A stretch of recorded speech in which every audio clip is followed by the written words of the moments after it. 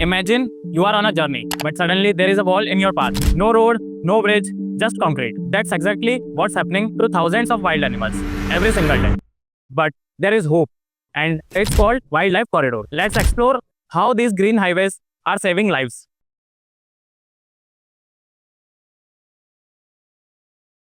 If you care about nature, wildlife, and the future of our planet, you are in the right place. Today, we are diving into the fascinating world of wildlife corridors. What they are, why they matter, and how they are helping animals survive in a rapidly changing world.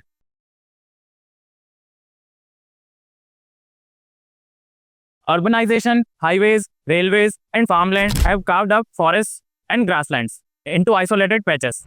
These fragmentation traps wildlife in small zones where they may not find enough food, water, or mates. The result: starvation, inbreeding, and dangerous encounters with humans. In fact, over 100 elephants die each year in India due to train collisions alone. And this isn't just about elephants. Big cats, bears, wolves, turtles, even frogs are affected.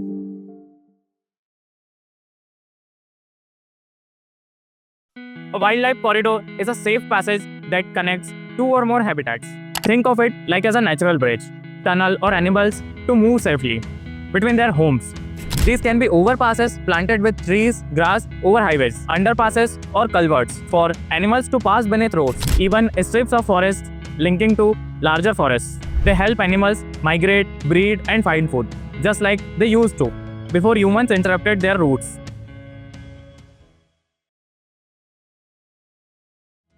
Let's look at some amazing real-world examples. Banff National Park, Canada, one of the world's first wildlife overpasses. Since its construction, animal collisions have dropped by over 80%. Kaziranga Karbi Anglong Corridor, India, critical for elephants and tigers to move safely in and out of Kaziranga National Park. Florida Wildlife Corridor, USA, protects the endangered Florida panther and hundreds of other species across 18 million acres. These corridors not only save lives but also restore genetic diversity by allowing isolated animal populations to interbreed.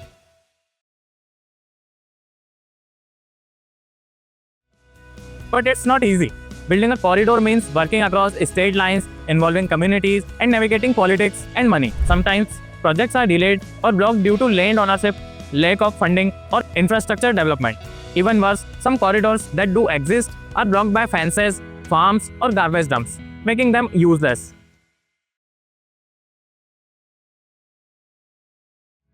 Still, there is a hope. Government, NGOs, and scientists are using GPS tracking, drones, and AI to map animal movements and design better corridors. In India, the Wildlife Institute of India and organizations like WWF are actively identifying critical corridors. In Kenya, landowners are paid to leave portions of their land underdeveloped to allow wildlife to roam.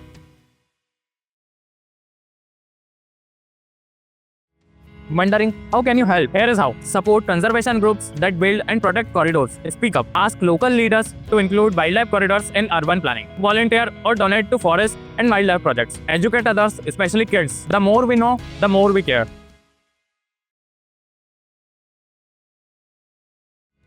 They are about balance, biodiversity, coexisting peacefully on this planet we share. Let's protect these silent highways, because when animals can move freely, nature thrives. Thanks for watching. If you found this video helpful, don't forget to like, subscribe, and share.